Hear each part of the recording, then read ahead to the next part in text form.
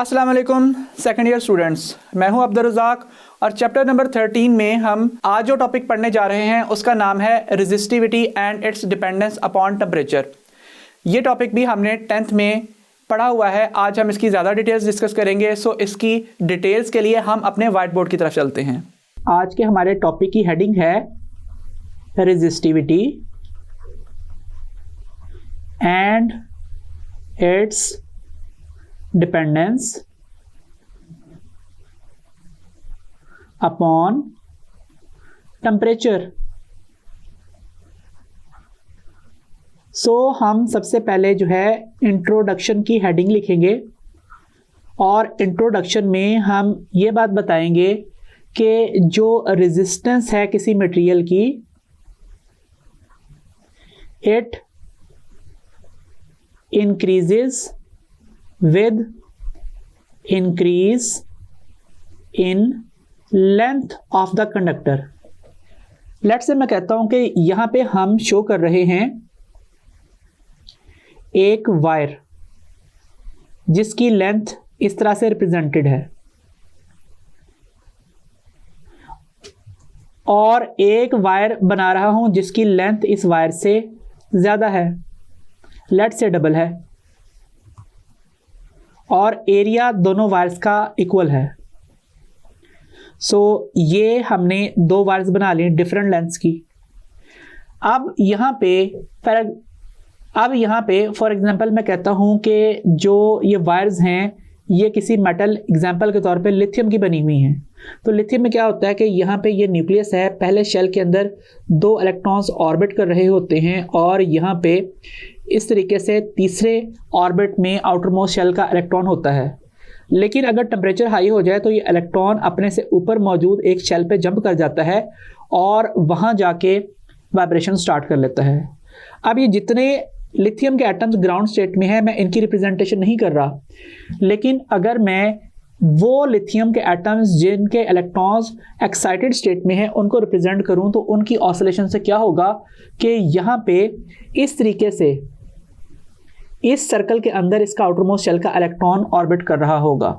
सो यहाँ पे मैं चंद एक ऐसे एटम्स रिप्रेजेंट कर रहा हूँ जिनके इलेक्ट्रॉन्स क्या हैं, वो एक्साइटेड स्टेट में मौजूद हैं, और जो ग्राउंड स्टेट में मौजूद हैं उनको मैं ड्रॉ ही नहीं कर रहा। और इसी तरीके से सेम इतने ही डिस्टेंसेस के ऊपर मैं यहाँ पे ज़्यादा लेंथी वायर के भी एक्साइटेड एटम्स के इलेक्ट्रॉन्स के ऑर्बिटल पाथ को रिप्रेजेंट कर रहा हूँ।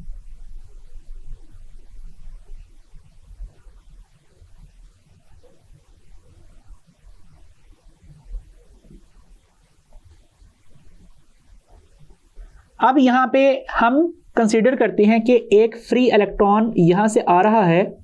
इस फ्री इलेक्ट्रॉन ने क्या करना है कि यहाँ पे इन वाइब्रेटिंग एटम्स के दरमियान से नेविगेट करते हुए गुजरना है। और यहाँ पे ये बात भी बता दूं कि जो इलेक्ट्रॉन इनकमिंग होता है वो असल में क्या करता है कि वो इलेक्ट्रॉन इसकी जगह जंप कर जाता है और ये इलेक्ट्रॉन आगे की तरफ जंप कर जाता है। सो अगर ये ग्राउंड स्टेट में हो तो इस कोलिजन में एनर्जी वेस्ट नहीं होती, लेकिन अगर ये इलेक्ट्रॉन एक्साइटेड स्टेट में हो तो इसकी कोलिजन के दरमियान में क्या होता है, एनर्जी वेस्ट होती है। तो अब अगर ये इलेक्ट्रॉन फॉर एग्जांपल इस तरीके से एक पाथ को फॉलो करता है तो इसे क्या करना है, इसे इनके दरमियान में से नेविगेट करते हुए इस तरह से पास करना है कि ये कोई कोलिजन जो है वो ना करे। अगर ये एक भी कोलिजन नहीं करेगा तो इस दौरान कोई भी हीटिंग इफेक्ट नहीं आएगा, लेकिन चूंकि जब पाथ तब्दील होता है तो वो किसी कोलिजन के नतीजे में ही तब्दील होता है। सो केस क्या होगा कि जब इलेक्ट्रॉन एक्चुअली यहाँ पे फ्लो करेगा तो यहाँ पे इन वाइब्रेटिंग एटम से टकरा के वो अपनी डायरेक्शंस को तब्दील कर रहा होगा और हर कोलिजन में एनर्जी वेस्ट कर रहा होगा। और जब ये पाथ ज़्यादा लेंथी हो जाएगा तो उस केस में क्या होगा कि इस इलेक्ट्रॉन की जो कोलिजन्स हैं वो भी पहले से ज़्यादा हो जाएंगी, क्योंकि ज़्यादा एटम्स के दरमियान में से नेविगेट करते हुए जाना विदाउट कोलिजन और ज़्यादा मुश्किल हो गया है। इसलिए हम यहाँ पे ये बात कंक्लूड कर सकते हैं कि किसी मटेरियल की जो रेजिस्टेंस है वो उसकी लेंथ के डायरेक्टली प्रोपोर्शनल होती है। जितनी लेंथ बढ़ती चली जाएगी उतने ही ज़्यादा एक्साइटेड एटम्स जो हैं वो इसके रास्ते में आते चले जाएंगे इस फ्री इलेक्ट्रॉन के, और नतीजा क्या होगा, नतीजा ये होगा कि यहाँ पे ज़्यादा रेजिस्टेंस फेस होगी और इस दौरान मजीद एटम भी टेम्परेचर गेन करने की वजह से एक्साइटेड हालत में आना शुरू हो जाएंगे। इसके साथ साथ जिन एटम से कोलिजन होगी उनका एम्पलीट्यूड ऑफ ऑसिलेशन और ज़्यादा इंक्रीज कर जाएगा। दैट मीन्स इलेक्ट्रॉन मजीद किसी अपर शेल के अंदर चला जाएगा, सो नतीजतन टेम्परेचर इस वायर का इंक्रीज होता चला जाएगा। लेकिन उस पर बात हम बाद में कर लेते हैं। अब मैं जो नेक्स्ट यहाँ पे पॉइंट लिख रहा हूँ वो है resistance of a material decreases with increment in area। अगर आप किसी वायर का एरिया बढ़ा दें तो उससे रेजिस्टेंस कम हो जाती है। इस बात को हम किस तरह से एक्सप्रेस करेंगे कि लेट से ये एक वायर है। अब मैं इसकी लेंथ डिस्कस नहीं कर रहा, मैं इसका क्रॉस सेक्शनल एरिया डिस्कस कर रहा हूं, ये वाला एरिया। और एक और वायर है, दोनों वायर्स की लेंथ्स इक्वल हैं, सिर्फ एरिया का फ़र्क है। एक वायर का एरिया ज़्यादा है, दूसरी वायर का एरिया कम है। और यहाँ पे भी कुछ एटम्स शो कर रहा हूँ जिनके इलेक्ट्रॉन्स एक्साइटेड स्टेट में हैं और वो इस तरीके से यहाँ पे कुछ फासले के ऊपर मौजूद हैं, और दरमियान में जो एटम्स नहीं शो किए उनके इलेक्ट्रॉन्स ग्राउंड स्टेट में हैं। सो ग्राउंड स्टेट के एटम से कोलिजन में एनर्जी वेस्ट नहीं होती, लेकिन एक्साइटेड स्टेट के एटम से कोलिजन में एनर्जी वेस्ट होती है। इसी तरीके से जिस वायर का एरिया ज़्यादा है उसके अंदर भी यहाँ पे जो एक्साइटेड स्टेट में एटम्स मौजूद हैं उनके ऑर्बिटल पाथ को हम इस तरह से रिप्रेजेंट कर देते हैं। सो अब मज़ीद एक्साइटेड एटम्स तो यहाँ पे आ रहे हैं, लेकिन उनके दरमियान में जो एवरेज फासला है वो तब्दील नहीं हो रहा। सो नतीजा क्या होगा कि यहाँ पे जब एक कंडक्टिंग इलेक्ट्रॉन इस पाथ में से नेविगेट करना चाहेगा तो वो कुछ कोलिजन्स फेस करेगा इस तरह से, और हर कोलिजन के ऊपर वो अपनी डायरेक्शन तब्दील करेगा।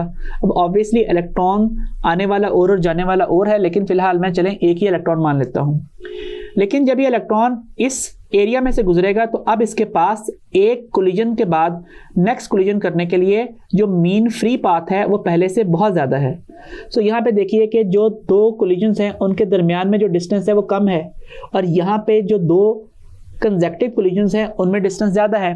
तो इसे हम क्या कहते हैं? इसे हम कहते हैं increased mean free path. Average free path जो है वो ज़्यादा हो गया है। सो इसका मतलब है कि अब एटम्स से जो इलेक्ट्रॉन कोलिजन करता है अपने फ्लो के दौरान, वो चूंकि ज़्यादा इंटरवल्स के बाद होगा, ये कोलिजन ज़्यादा देर के बाद होगी, इस वजह से किसी मटेरियल की रेजिस्टेंस जो है वो कम हो जाती है एरिया के बढ़ने के साथ साथ। अब ये जो दो मैंने बातें डिस्कस की हैं, एक resistance is directly proportional to length, और जो दूसरी है वो resistance is inversely proportional to area. इसे मैं एक और टर्म में भी एक्सप्रेस कर सकता हूँ, क्योंकि रेजिस्टेंस जो है ये कंडक्टेंस का रेसिप्रोकल है या फिर कंडक्टेंस रेजिस्टेंस का रेसिप्रोकल है। सो इसलिए अगर रेजिस्टेंस लेंथ के डायरेक्टली प्रोपोर्शनल है तो ये भी लिखा जा सकता है कि कंडक्टेंस लेंथ के इनवर्सली प्रोपोर्शनल है। जितनी लेंथ ज़्यादा होगी रेजिस्टेंस उतनी ज़्यादा होगी और कंडक्टेंस उतनी कम होगी। इसी तरीके से यहाँ पे इस इक्वेशन के साथ लिख सकता हूँ कि चूंकि रेजिस्टेंस एरिया के इनवर्सली प्रोपोर्शनल है, एरिया बढ़ने से रेजिस्टेंस कम होती है, तो एरिया बढ़ने से कंडक्टेंस बढ़ती होगी। सो ये प्रोपोर्शनलिटी की इक्वेशन हम बना लेते हैं। अब मैं यहाँ पे दोनों प्रोपोर्शनलिटीज़ को कंबाइन करने लगा हूँ, ठीक है। सो कंबाइनिंग, एक इक्वेशन है resistance is directly proportional to length, और दूसरी है resistance is inversely proportional to area. Combine कर दें, रिलेशन बनता है L/A।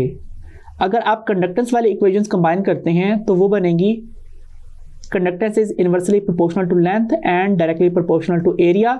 So conductance is proportional to area over length. So ये प्रोपोर्शनलिटीज एक दूसरे की रेसिप्रोकल्स हैं। अब आपने यहाँ पे क्या पुट करना है? अब आपने यहाँ पे पुट करना है एक constant of proportionality, that is R is equal to ρL/A।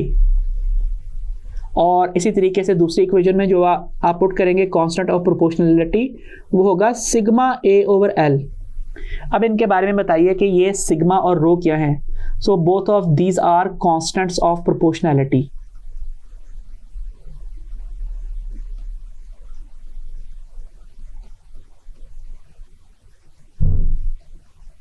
ठीक है जी, ये दोनों टर्म्स क्या है? कांस्टेंट्स ऑफ प्रोपोर्शनैलिटीज हैं। अगर आपने इनको नाम देना है तो ये जो पहली इक्वेशन है इसको इक्वेशन नंबर 1 का नाम देता हूँ, और जो ये इक्वेशन है इसे 1b कह लेते हैं। पहले इक्वेशन नंबर 1 की तरफ चलते हैं। अगर आपने इस रो को डिफाइन करना है तो ये टर्म क्या कहलाएगी, ये कहलाएगी स्पेसिफिक रेजिस्टेंस या फिर रेजिस्टिविटी ऑफ मटेरियल। और अगर आपने इसको डिफाइन करना है तो इक्वेशन को रीअरेंज कीजिए, ये बनेगी rho is equal to R A over L या फिर rho is equal to R A over L. This is our equation number 2। यहाँ से हम स्पेसिफिक रेजिस्टेंस या फिर रेजिस्टिविटी को डिफाइन कर सकते हैं। और डेफिनेशन क्या होगी, सबसे पहले आप इसे पढ़ लें। रेजिस्टेंस ऑफ आ मटेरियल, इस टर्म को पढ़िए, हैविंग यूनिट एरिया। फिर इस टर्म को पढ़िए, पर यूनिट, इस टर्म को पढ़ लीजिए, लेंथ ऑफ द मटेरियल। इसकी बारी इज कॉल्ड स्पेसिफिक रेजिस्टेंस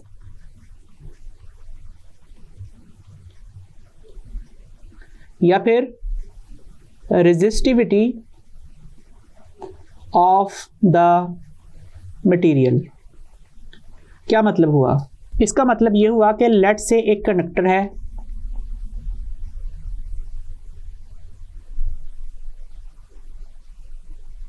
जिसकी लेंथ L 1 मीटर है और एरिया 1 मीटर स्क्वायर है। सो इसकी जो रेजिस्टेंस की वैल्यू होगी ना, वो अब क्या कहलाएगी, वो कहलाएगी स्पेसिफिक रेजिस्टेंस या फिर रेजिस्टिविटी। अब लेंथ और एरिया इस तरह से होना लाजमी नहीं है, शेप और भी हो सकती है। फॉर एग्जांपल अगर हम कहते हैं कि इस तरीके से कोई क्यूबिकल सी शेप है,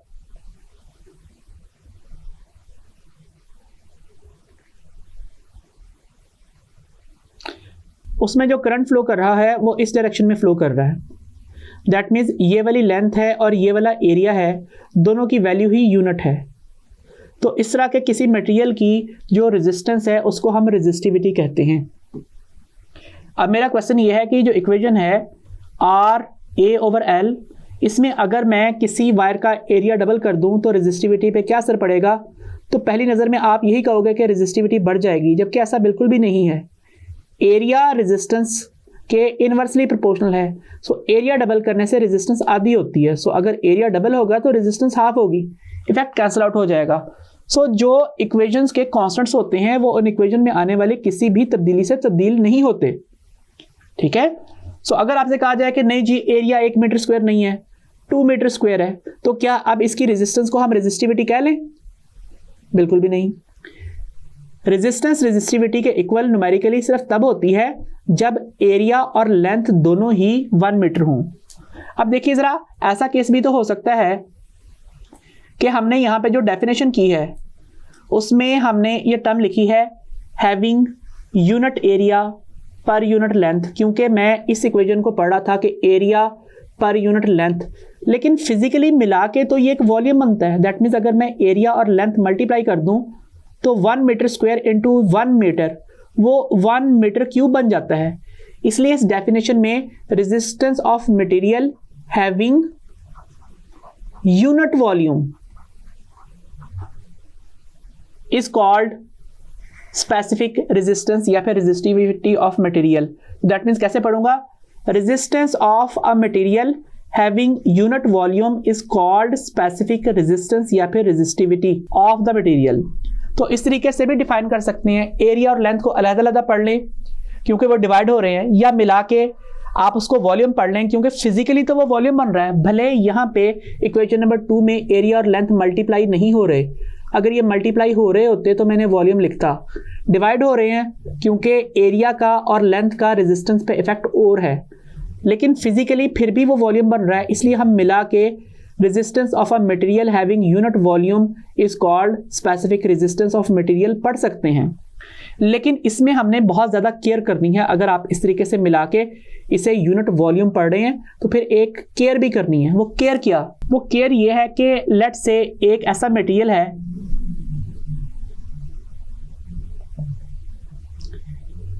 जिसकी लेंथ 2 मीटर है और जिसका एरिया 1/2 मीटर स्क्वायर है, तो वॉल्यूम कितना आया? Area into length 1/2 metre square into 2 metre, तो ये तो कट गया। आंसर क्या आया? 1 मीटर क्यूब। तो क्या इस मटेरियल की रेजिस्टेंस को हम रेजिस्टिविटी का नाम दे दें? नहीं। इक्वेशन की रिक्वायरमेंट है rho is equal to R A over L. इस इक्वेशन की रिक्वायरमेंट है कि एरिया और लेंथ दोनों अलहदा अलहदा 1 यूनिट होंगे। That means area 1 metre square और लेंथ 1 मीटर होगी, तभी आप इस रेजिस्टेंस की वैल्यू को न्यूमेरिकली रेजिस्टिविटी के इक्वल कह सकते हो, वरना नहीं कह सकते। तो फिजिकली तो एरिया और लेंथ दोनों ही 1 मीटर हो तो वॉल्यूम बन जाएगा। डेफिनेशन की जा सकती है कि resistance of a unit volume of a material, that means 1 metre cube volume of a material is called specific resistance. तो बात फिजिकली ठीक हो जाएगी, लेकिन उसमें एरिया और लेंथ दोनों इंडिविजुअली 1 मैग्नीट्यूड के हैं। ये बात याद रखने की है।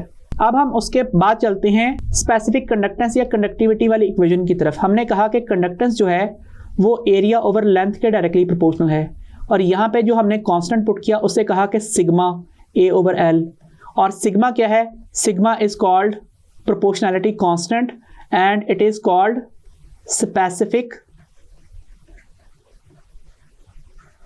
कंडक्टेंस या फिर कंडक्टिविटी ऑफ मटेरियल।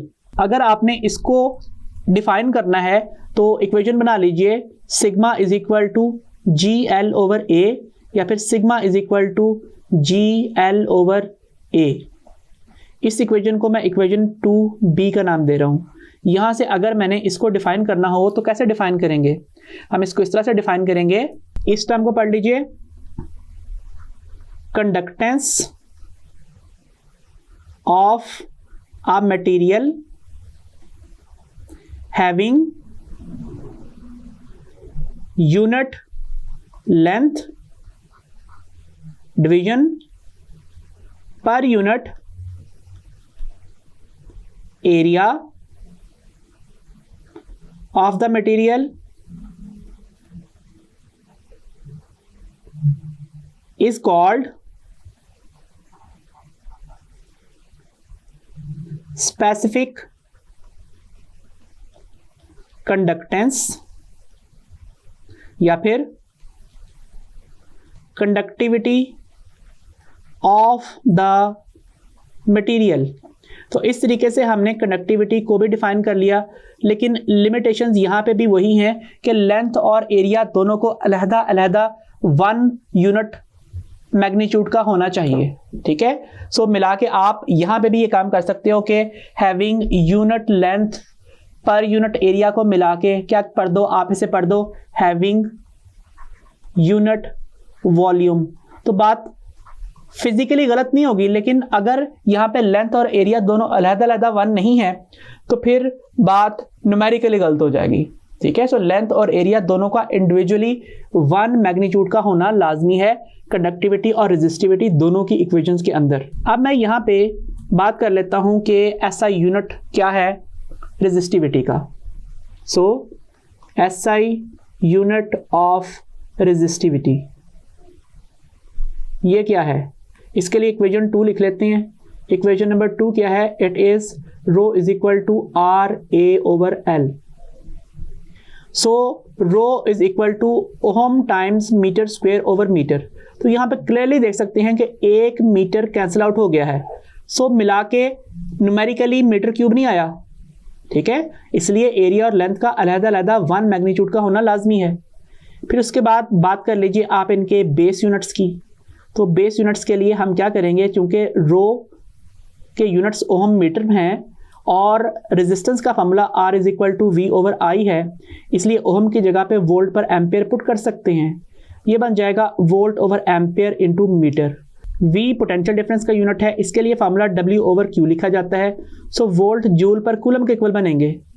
सो ये बन जाएगा rho is equal to volt की जगह पे जूल पर कूलम और metre over ampere base units हैं, ये एज इट इज आएंगे। फिर further W is equal to F dot D होता है, जिसकी वजह से जूल न्यूटन मीटर के इक्वल लिखा जाएगा, और Q is equal to IT होता है, इसलिए कूलम जो है वो एम्पेयर इंटू सेकेंड के इक्वल बनेगा। So rho has the units of newton metre over ampere second into metre over ampere. Further आप ये काम कीजिए कि आप F is equal to MA को यूज़ करते हुए न्यूटन की जगह पे kilogram metre per second square put कर दें। So rho will have units kilogram metre per second square into metre square over second and ampere square, that means kilogram metre cube per second cube per ampere square. और अगर आप resistivity या फिर specific resistance के dimension लिखना चाहें तो वो क्या बनेंगी, वो बन जाएंगी ML cube T minus 3A-2। इसी तरीके से अब हम आ जाते हैं SI यूनिट्स ऑफ कंडक्टिविटी या फिर स्पेसिफिक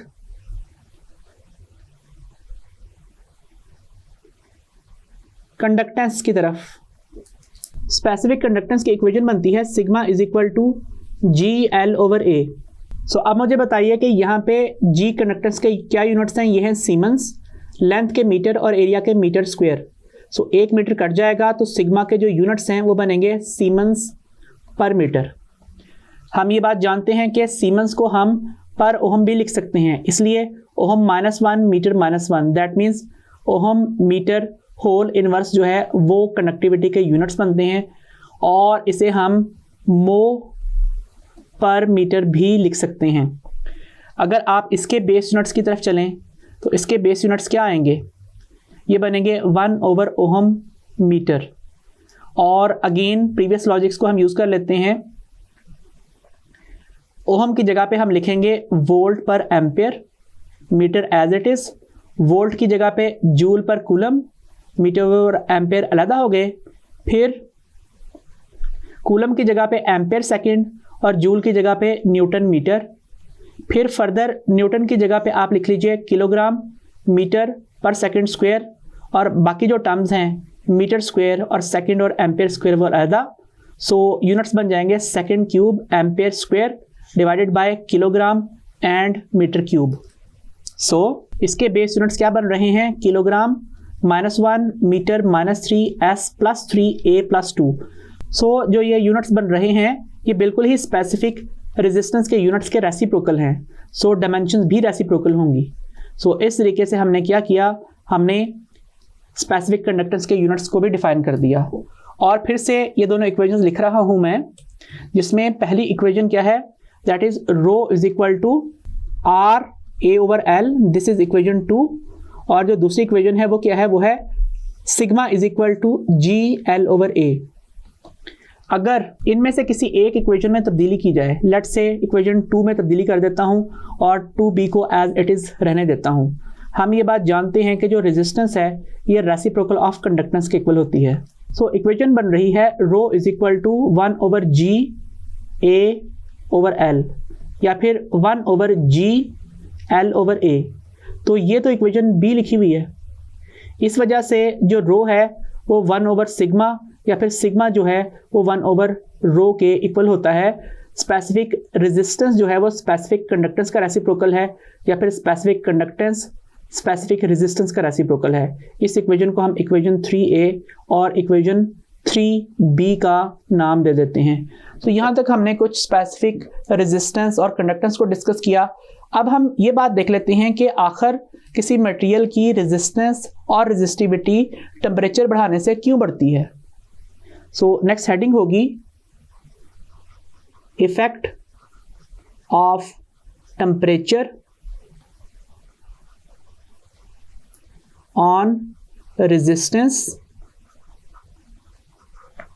ऑफ अ मटेरियल। जब यहाँ पे रेजिस्टेंस में इंक्रीमेंट की बात की जा रही है तो डेफिनेटली आप लेंथ और एरिया में तब्दीली की बात नहीं कर रहे। जब रेजिस्टेंस बढ़ रही है तो रेजिस्टिविटी ने भी बढ़ना है। सेम ऐसे ही अगर आप कंडक्टेंस की इक्वेशन लिखते हैं इस तरह से, तो अगर एरिया और लेंथ तब्दील नहीं हो रहे तो अगर कंडक्टेंस कम होती है तो कंडक्टिविटी ने भी डिक्रीज करना है। सो इस बात को हम नज़र अपने पॉइंट ऑफ व्यू में रखना है। अगेन यहाँ पे मैं एक कंडक्टर ड्रॉ कर रहा हूँ।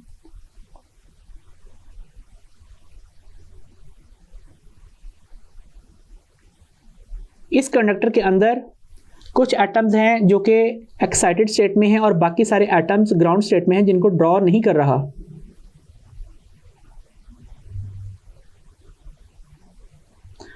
और इसके अंदर से किसी इलेक्ट्रॉन ने पास करना है। अब वो इलेक्ट्रॉन क्या करता है, वो कोलिजन फेस करता है और जितनी कोलिजन ज़्यादा फेस करता है उतनी ही रेजिस्टेंस ज़्यादा होती है। इस कोलिजन के दरमियान में या फिर इसके अलावा किसी तरीके से अगर आप इस वायर का टेम्परेचर बढ़ा दें तो उससे क्या होगा, उससे ये होगा कि यहाँ पे कुछ ऐसे एटम्स भी एक्साइटेड स्टेट में आना शुरू हो जाएंगे जो पहले से ग्राउंड स्टेट में मौजूद थे। ठीक है, या फिर जो एटम्स पहले से ही एक्साइटेड थे उनका एम्पलीट्यूड ऑफ ऑसिलेशन इंक्रीज कर जाएगा।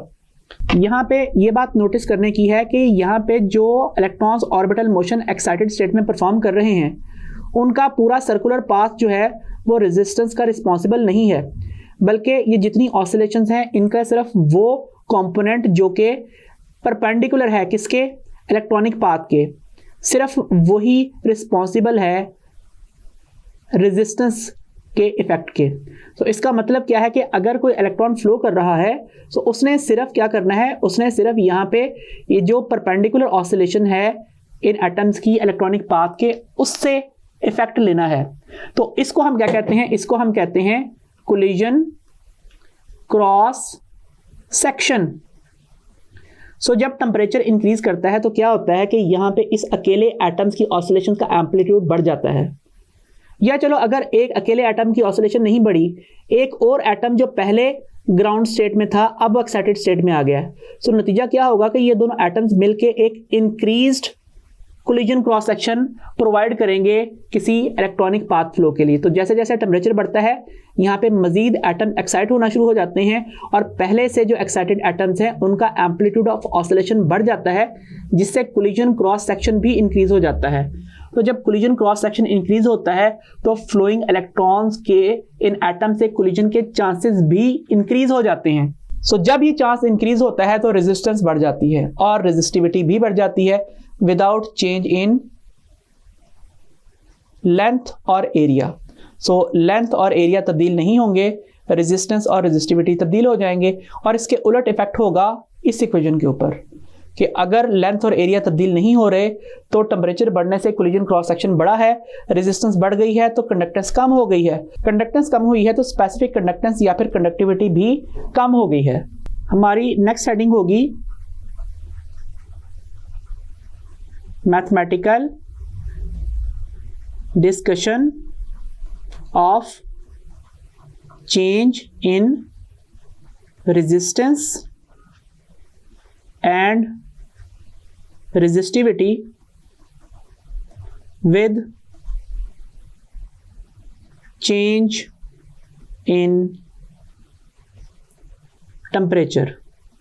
तो टेम्परेचर चेंज करने से जो रेजिस्टेंस या फिर रेजिस्टिविटी तब्दील होती हैं उनको मैथमेटिकली डिस्कस करने जा रहे हैं।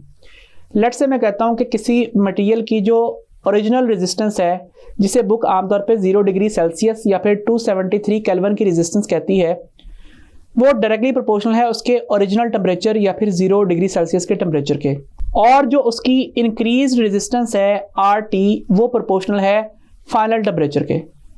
इस बात को अंडरस्टैंड करने के लिए हम एक इक्वेशन की एग्जांपल डिस्कस करते हैं। लेट्स से एक मटेरियल है जिसकी ओरिजिनल रेजिस्टेंस 0 डिग्री सेल्सियस के ऊपर 100 ओम है और उस वक्त जो ओरिजिनल टेम्परेचर है वो 0 डिग्री सेल्सियस या फिर 273 केल्विन है। आप उसका टेम्परेचर बढ़ा के 1 डिग्री सेल्सियस कर देते हो या फिर 274 केल्विन कर देते हो, सो उसकी जो रेजिस्टेंस है RT फाइनल रेजिस्टेंस वो बढ़ के 101 ओम हो जाती है। तो बताइए चेंज इन रेजिस्टेंस कितना है, वो है RT minus R0, that means 101 ohm minus 100 ohm, that means 1 ohm. और जो चेंज इन टेम्परेचर है वो कितना है, वो है T minus T0, that means 1 degree Celsius minus 0 degree Celsius, that means 1 degree Celsius. तो ये 1 degree Celsius temperature change kelvin में किसके बराबर है? क्या ये 274 के बराबर है? बिल्कुल भी नहीं। 274 minus 273 that means 1 kelvin. Change in temperature में सेल्सियस चेंज और केल्विन चेंज बराबर होते हैं। सो यहाँ से हमने एक बात कंक्लूड की, वो ये कि change in resistance of a material is directly proportional to change in temperature of the material. इसके अलावा एक बात और भी कंक्लूड की जा सकती है, वो ये कि अगर 0 डिग्री सेल्सियस की रेजिस्टेंस 100 के बजाय 200 ओम होती तो फाइनल रेजिस्टेंस भी 101 के बजाय 202 ओम हो चुकी होती। That means change in resistance भी डबल हो चुका होता। सो यहाँ से बात पता चलती है कि जो चेंज इन रेजिस्टेंस है किसी मटेरियल की, वो एक और फैक्टर पे भी डिपेंड करती है, और वो क्या है? That is resistance at 0 degree Celsius या फिर ओरिजिनल रेजिस्टेंस के। दोनों फैक्टर को कंबाइन कर लीजिए। ठीक है जी, कंबाइन कर लेते हैं। क्या बन जाएगा? Delta R is directly proportional to R naught times delta T. यहां पे कांस्टेंट ऑफ प्रोपोर्शनैलिटी पुट कर दीजिए, इसे अल्फा लिख रहे हैं, alpha R naught delta T. So ये अल्फा क्या है? Alpha is constant of proportionality और ये डिपेंड किसके ऊपर करता है? ये डिपेंड करता है सिर्फ और सिर्फ टाइप ऑफ मटेरियल के ऊपर। मटेरियल तब्दील करेंगे तो ही अल्फा तब्दील होगा। चूंकि अल्फा इस इक्वेशन का कांस्टेंट है, उसने इस इक्वेशन में आने वाली किसी भी टर्म में तब्दीली के बावजूद भी तब्दील नहीं होना। सो अगर आप इस अल्फा का नाम देना चाहें तो इसका नाम क्या है? इसका नाम है टेम्परेचर कोएफिशिएंट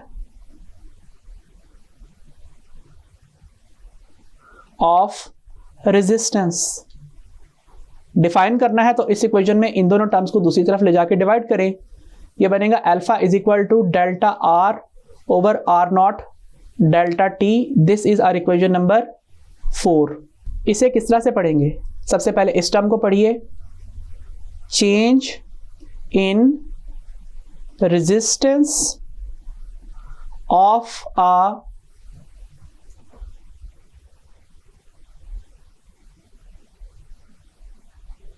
मटेरियल। डिवीजन को पढ़िए, पर यूनिट। इस टर्म को पढ़िए, ओरिजिनल रेजिस्टेंस,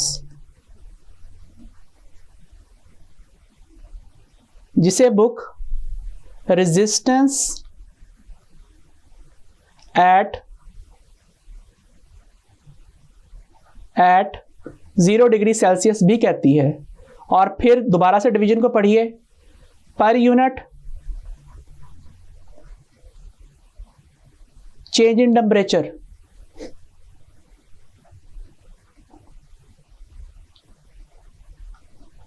जिसे बुक क्या कहती है? पर केल्विन चेंज इन टेम्परेचर कहती है। is called temperature coefficient of resistance।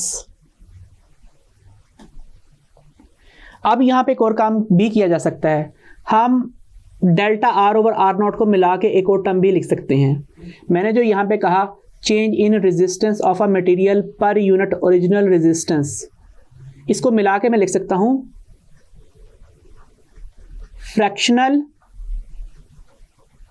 Change in resistance of a material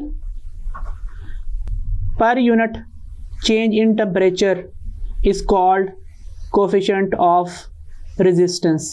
तो इस तरीके से ये जो ब्लू से हाईलाइटेड टर्म्स हैं आप इनको पढ़ लीजिए, या फिर आप ये जो ब्लैक कलर से मैंने पेन से लिखी हैं चीज़ें इनको पढ़ लीजिए, एक ही बात है। ठीक है, सो अब हम आते हैं SI यूनिट ऑफ अल्फा की तरफ। सो नेक्स्ट है SI unit of alpha, temperature coefficient of resistance के यूनिट्स। चूंकि अल्फा की इक्वेशन है alpha is equal to delta R over R naught delta T, तो जो चेंज इन रेजिस्टेंस है उसके यूनिट्स ओहम में, ओरिजिनल रेजिस्टेंस के भी ओहम में है और टेम्परेचर चेंज के केल्विन में है। सो आंसर आएगा 1/केल्विन या फिर K-1। और टेम्परेचर के लिए जो डायमेंशंस लिखी जाती हैं वो होती हैं थीटा की। सो थीटा-1 इसकी डायमेंशंस हैं।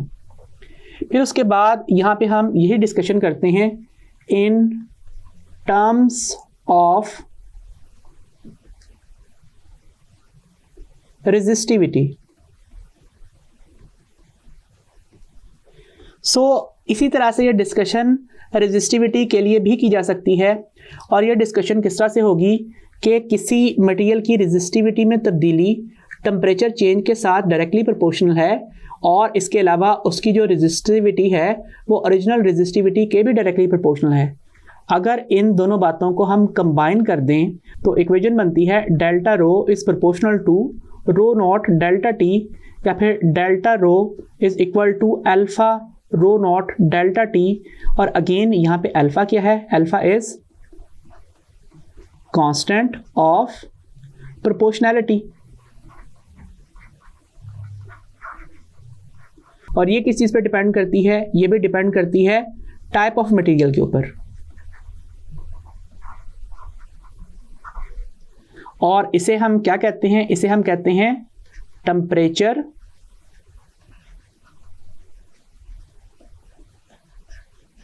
कोफिशिएंट ऑफ रेजिस्टिविटी या फिर स्पेसिफिक रेजिस्टेंस।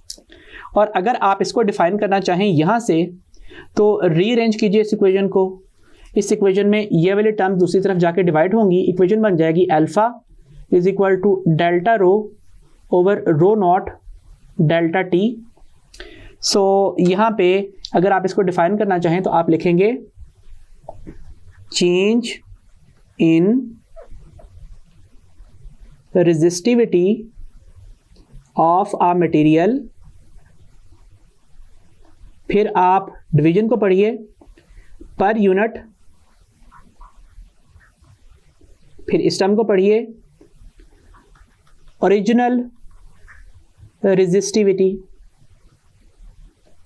जिसे बुक लिखती है resistivity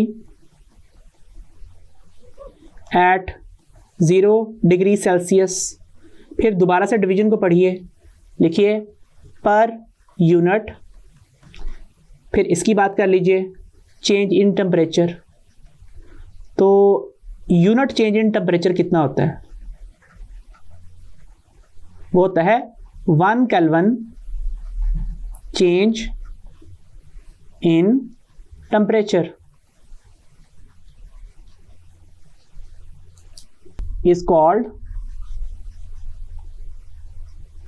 temperature coefficient of resistivity या फिर specific resistance। अब अगेन आप यहाँ पे इन दोनों टर्म्स को अगर मिला के पढ़ें तो आप इसको पढ़ सकते हैं फ्रैक्शनल चेंज इन रेजिस्टिविटी या फिर specific resistance of a material. अब अगर आपने इक्वेशन पढ़नी है तो आप क्या पढ़ेंगे? Fractional change in resistivity of a material per unit change in temperature is called temperature coefficient of resistivity. So हम ये बात जानते हैं कि यूनिट चेंज का मतलब 1 केल्विन चेंज ही होता है। और अगर यहाँ से इसके ऐसा यूनिट्स निकालना चाहें तो जो इसके ऐसा यूनिट्स हैं इस इक्वेशन से alpha is equal to delta rho over rho naught delta T. ये डेल्टा रो के यूनिट्स ओहम मीटर में होते हैं, ओरिजिनल रेजिस्टिविटी के भी ओहम मीटर में, तो ये कट जाएंगे। पहले की तरह आंसर 1/केल्विन में या फिर K-1 में आएगा और जो इसके डायमेंशंस हैं वो थीटा-1 के इक्वल होंगी। सो किसी मटेरियल का alpha that means temperature coefficient of resistance वही होता है जो टेम्परेचर कोफिशिएंट ऑफ रेजिस्टिविटी होता है। इस चीज़ को डिराइव करने का एक और रूट भी था। हम क्या लिख सकते थे? हम लिख सकते थे कि alpha is equal to delta R over R naught delta T है।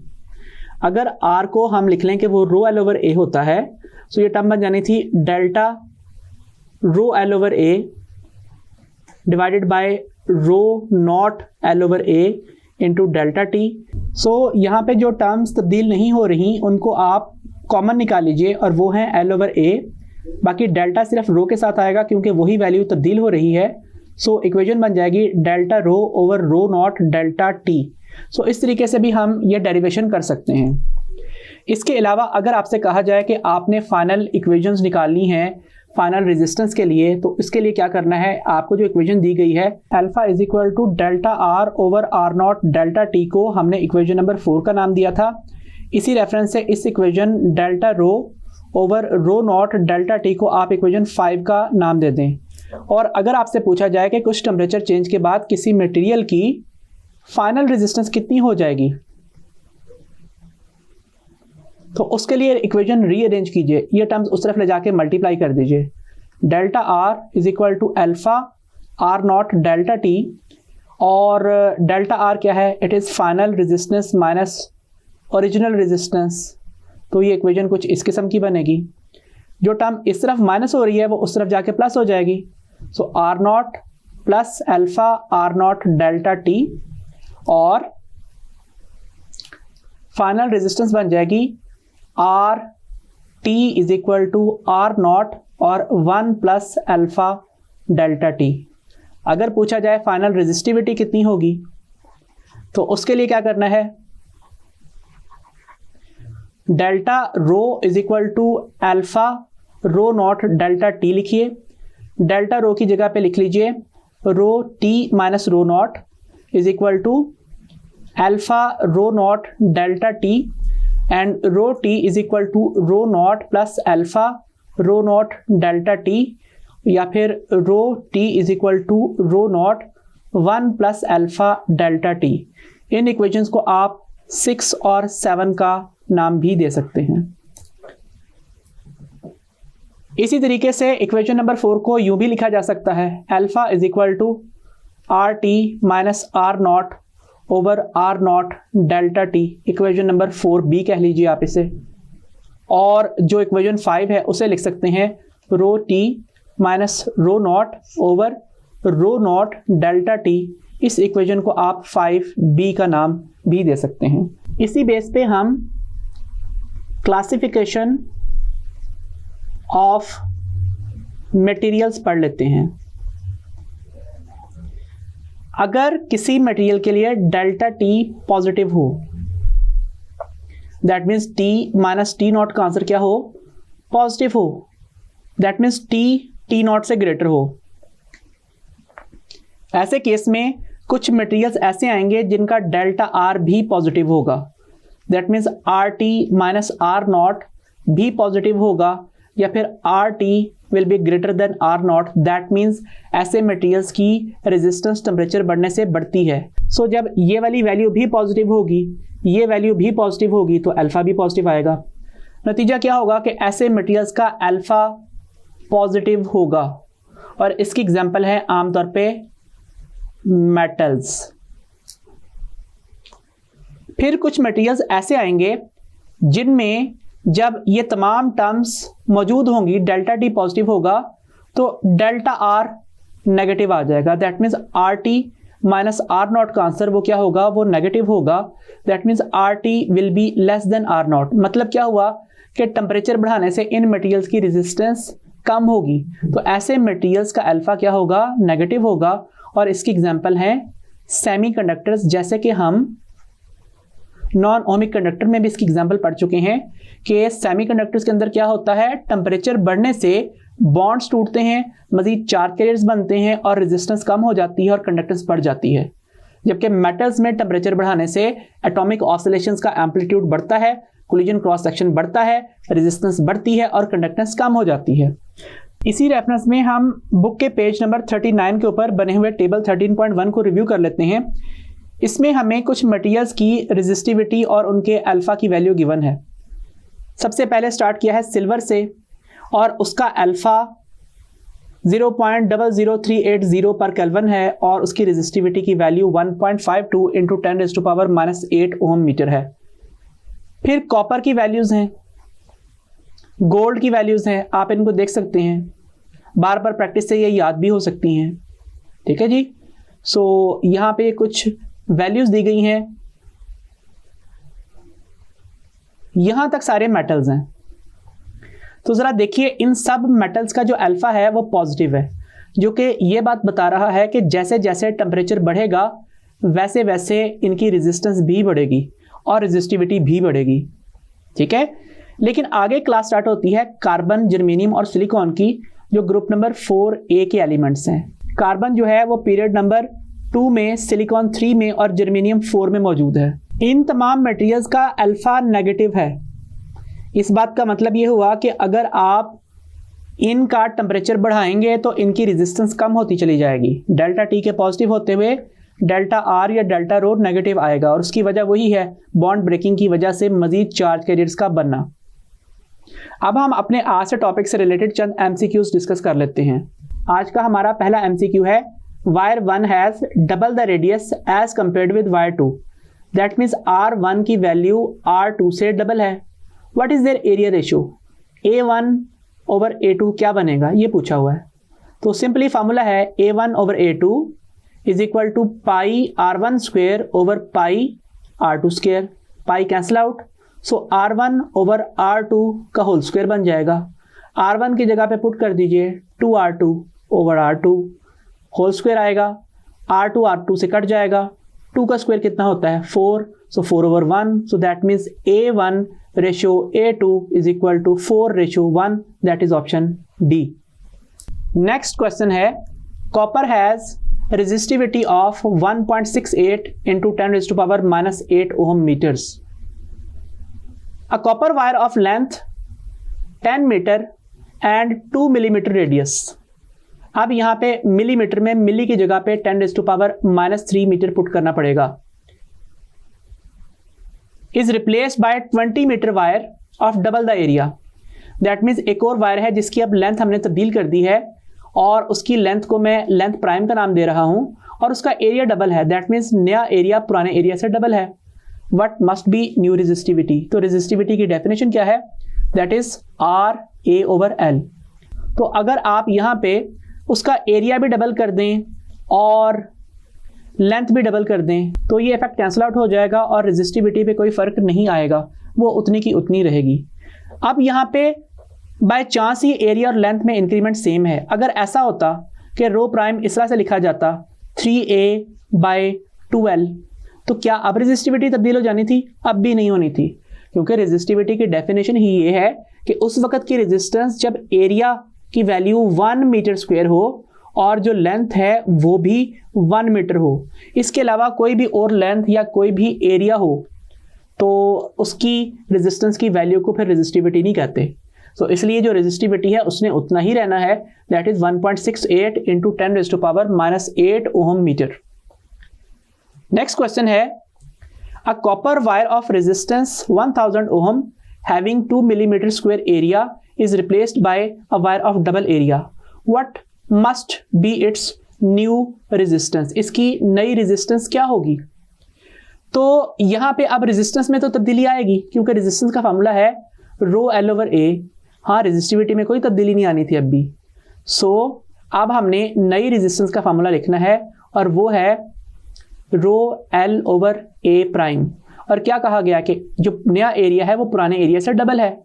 दैट मीन्स अगर पुराना एरिया 2 मिलीमीटर स्क्वायर है तो जो न्यू एरिया होगा वो 4 मिलीमीटर स्क्वायर बनेगा।